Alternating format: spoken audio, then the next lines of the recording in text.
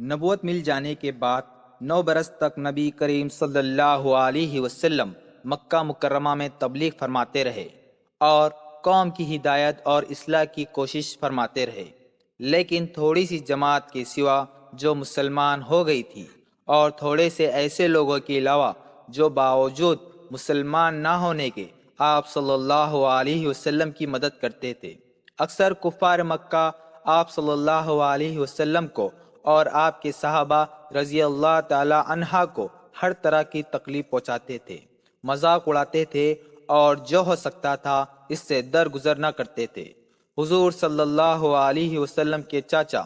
ابو طالب بھی انہی نیک دل لوگوں میں تھے جو باوجود مسلمان نہ ہونے کے حضور صلی اللہ علیہ وسلم کی ہر قسم کی مدد فرماتے تھے۔ 10ویں سال میں جب ابو طالب کا بھی انتقال ہو گیا تو کافروں کو اور بھی ہر طرح کھلے عام اسلام سے روکنے اور مسلمانوں کو تکلیف پہنچانے کا موقع ملا۔ حضور اقدس صلی اللہ علیہ وسلم اس خیال سے طائف تشریف لے گئے کہ وہاں قبیلہ ثقیف کی بڑی جماعت ہے، اگر وہ قبیلہ مسلمان ہو جائے تو مسلمانوں کو ان تکلیفوں سے نجات ملے اور دین کے پھیلنے کی بنیاد پڑ جائے۔ وہاں پہنچ کر قبیلے کے 3 سرداروں سے جو بڑے درجے کے سمجھے جاتے تھے گفتگو فرمائی اور اللہ کی دین کی طرف بلایا اور اللہ کے رسول کی یعنی اپنی مدد کی طرف متوجہ کیا، مگر ان لوگوں نے بجائے اس کے کہ دین کی بات کو قبول کرتے یا کم سے کم عرب کی مشہور مہمانی نوازی کے لحاظ سے خاطر مدارت کرتے، صاف جواب دے دیا اور نہایتی بے رخی اور بد اخلاقی سے پیش آئے۔ ان لوگوں نے یہ بھی گوارا نہ کیا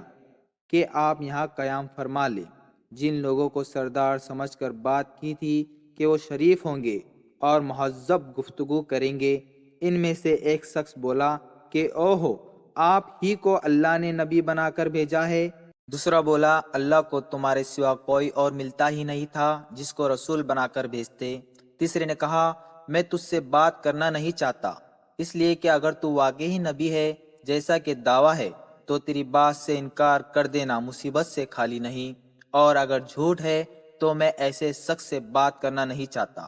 اس کے بعد ان لوگوں سے نا امید ہو کر حضور اکرم صلی اللہ علیہ وسلم نے اور لوگوں سے بات کرنے کا ارادہ فرمایا کہ آپ تو ہمت و استقلال کے پہاڑ تھے، مگر کسی نے بھی قبول نہیں کیا،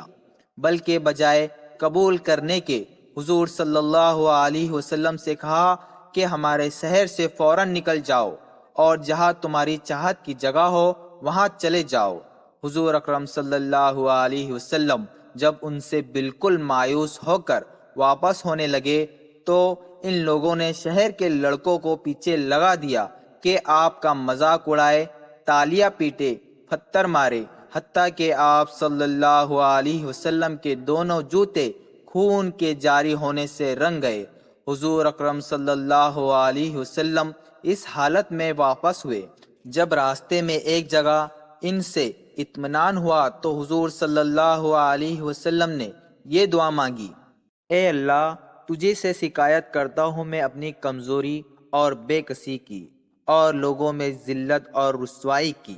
اے الرحمٰن الراحمین، تو ہی ضعفاء کا رب ہے اور تو ہی میرا پروردگار ہے۔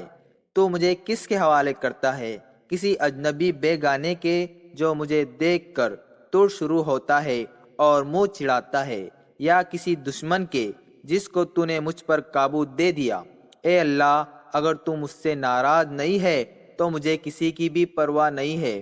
تیری حفاظت مجھے کافی ہے۔ میں تیرے چہرے کے اس نور کے طفیل جس سے تمام اندھیریاں روشن ہو گئی اور جس سے دنیا اور آخرت کے سارے کام درست ہو جاتے ہیں، اس بات سے پناہ مانگتا ہوں کہ مجھ پر تیرا غضب ہو یا تو مجھ سے ناراض ہو۔ تیری ناراضی کا اس وقت تک دور کرنا ضروری ہے جب تک تو راضی نہ ہو۔ نہ تیرے سوا کوئی طاقت ہے نہ قوت۔ مالک الملک کی شان قہاری کو اس پر جوش آنا ہی تھا کہ حضرت جبرائیل علیہ السلام نے آ کر سلام کیا اور عرض کیا کہ اللہ تعالیٰ نے آپ کی قوم کی وہ گفتگو جو آپ سے ہوئی سنی اور ان کے جوابات سنے، اور ایک فرشتے کو جس کے متعلق پہاڑوں کی خدمت ہے آپ کے پاس بھیجا ہے کہ آپ جو چاہے اس کو حکم دے، اس کے بعد اس فرشتے نے سلام کیا اور عرض کیا کہ جو ارشاد ہو میں اس کی تعمیل کروں، اگر ارشاد ہو تو دونوں جانب کے پہاڑوں کو ملا دوں جس سے یہ سب درمیان میں کچل جائے، یا اور جو سزا آپ تجویز فرمائیں۔ حضور صلی اللہ علیہ وسلم کی رحیم و کریم ذات نے جواب دیا کہ میں اللہ سے اس کی امید رکھتا ہوں کہ اگر یہ مسلمان نہیں ہوتے تو ان کی اولاد میں سے ایسے لوگ پیدا ہو جو اللہ کی پرستش کرے اور اس کی عبادت کرے۔ یہ ہے اخلاق اس کریم ذات کے جس کے ہم لوگ نام لیوا ہے کہ ہم ذرا سی تکلیف سے، کسی کی معمولی سی گالی دینے سے ایسے بھڑک جاتے ہیں کہ پھر عمر بھر اس کا بدلہ نہیں اترتا، ظلم پر ظلم اس پر کرتے رہتے ہیں اور دعویٰ کرتے ہیں اپنے محمدی ہونے کا، نبی کے پیروا بننے کا۔ نبی کریم صلی اللہ علیہ وسلم اتنی سخت تکلیف و مشقت اٹھانے کے باوجود نہ بددعا فرماتے تھے نہ کوئی بدلہ لیتے تھے۔ اللہ ہم سبھی کو نبی پاک صلی اللہ علیہ وسلم کی سنتوں پر عمل کرنے والا بنائے اور ایسی زندگی گزارنے کی توفیق عطا فرمائے جس سے اللہ اور اس کے رسول صلی اللہ علیہ وسلم خوش ہوتے ہو، آمین۔ اس دعا کے ساتھ اس ویڈیو کا اختتام ہوتا ہے، اور ایسے ایمان افروز واقعات دیکھنے کے لیے اس چینل کو لائک اور سبسکرائب ضرور کریے۔ ملتے ہیں انشاءاللہ نیکسٹ ویڈیو میں، تب تک کے لیے اللہ حافظ۔